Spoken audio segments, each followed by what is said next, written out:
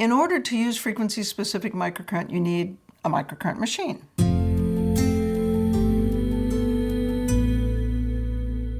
So here's the thing. The frequencies are not regulated by the FDA. The frequencies and frequency-specific microcurrent don't make any claims about being able to treat, cure, mitigate something else, any disease or condition. That's the literature. I can teach frequency-specific microcurrent because I'm a clinician sharing my clinical experience with other clinicians. So that's how we can treat frequency-specific microcurrent. The FDA does not have a position on frequencies as a therapeutic tool. So frequencies are easy. The devices are regulated by the FDA as if they were TENS devices.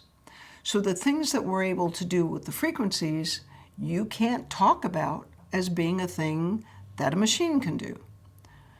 So when somebody says, can your machine treat asthma?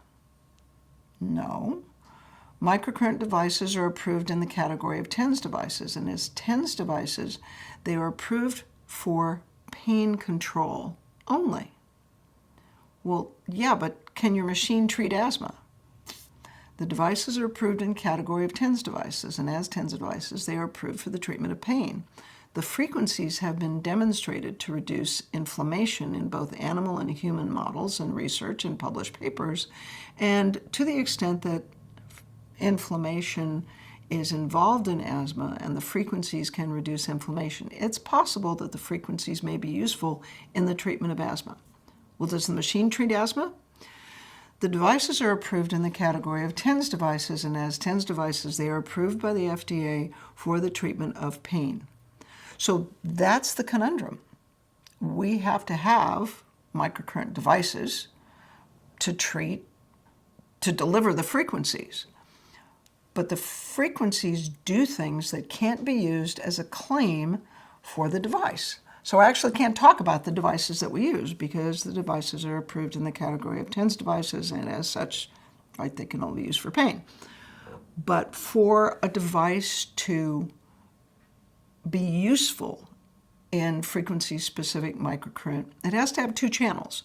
We use a condition on channel A and a tissue on channel B. So it has to have two channels that can be accurate to 3 digits. So 396 hertz is the frequency for the nerve. 284 hertz is the frequency for chronic inflammation. So they have to have 3 digits and a decimal point, because there are a few frequencies that, like 6.8, 8.3, those frequencies have decimal points. So it has to have 2 channels with 3 digits specific.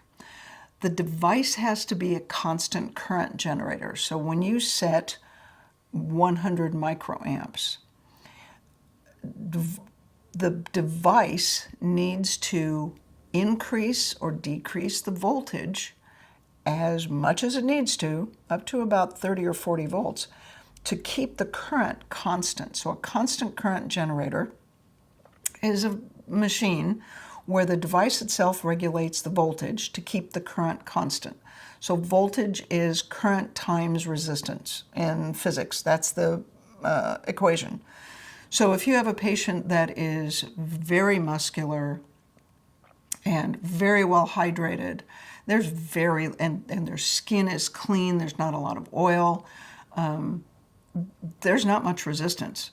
So you may only need 12 or 15 volts to push 100 or 200 or 300 microamps through that much resistance. But the device has to be able to adjust it, because the next patient you see can be slightly overweight, their skin's a little oily, more oily than the other guy, they're not very well hydrated, so the resistance is higher. Well, what you need to treat this patient is 200 microamps. You're only going to set 200 microamps on the machine. The device has to be able to adjust the voltage to whatever it takes to get that current through that resistance. So 2 channels, constant current generator. Battery operated is safer. It's DC current. It's direct current, one to the other, one pole to the other. It's battery operated. The circuitry inside the device creates a waveform that makes it alternating. The electrons, instead of flowing like it does from a battery from one end to the other, the circuitry inside the machine turns this into alternating current. The electrons go this way, and then they turn around, go that way, and they turn around, go this way. And that's alternating current. The devices also have to be able to polarize the current positive, because when we treat nerves in the spinal cord, they really like to be polarized positive.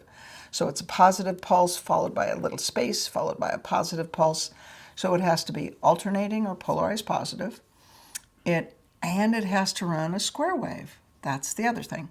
So we found out early on, the very first year that I was working with FSM, second year, because I wanted a device that was 3-digit, and I bought one and found that it ran sine waves. That machine used sine waves. Didn't work.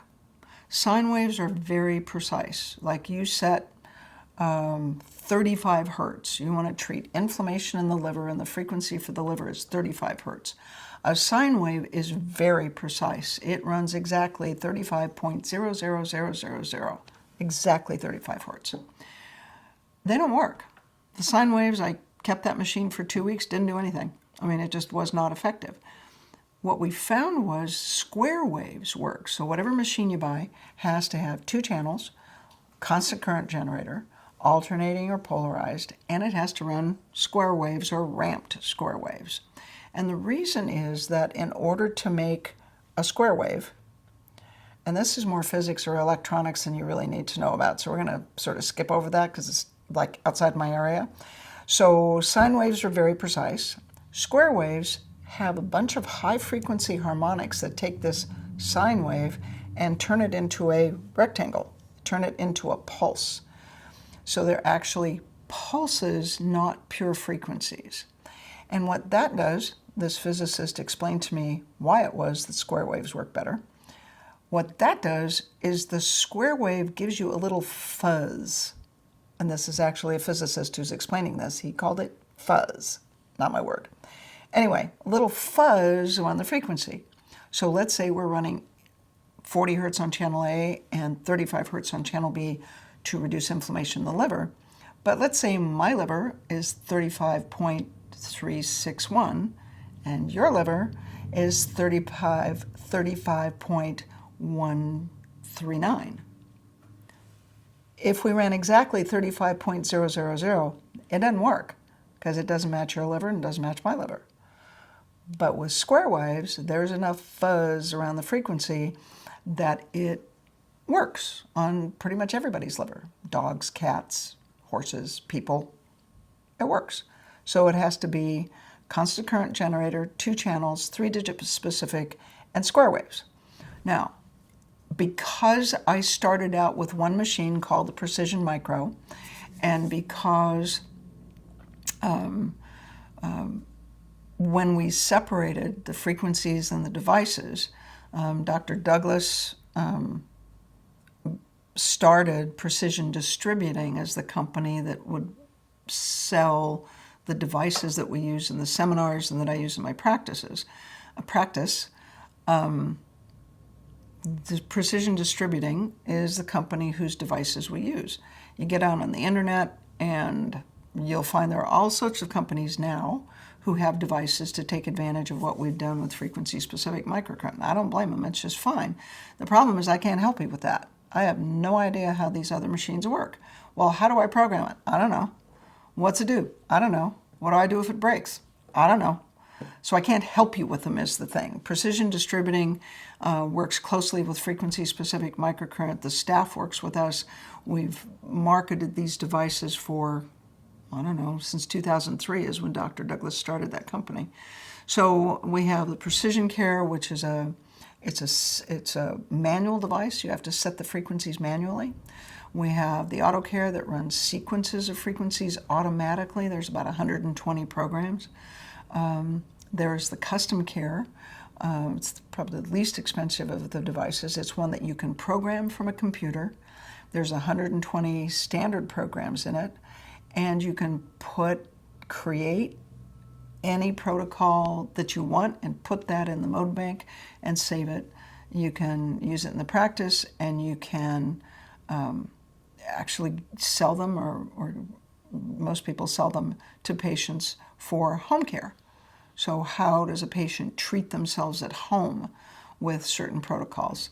So those are the 3 devices that we have. You'll find lots of other ones on the internet, and those are the devices.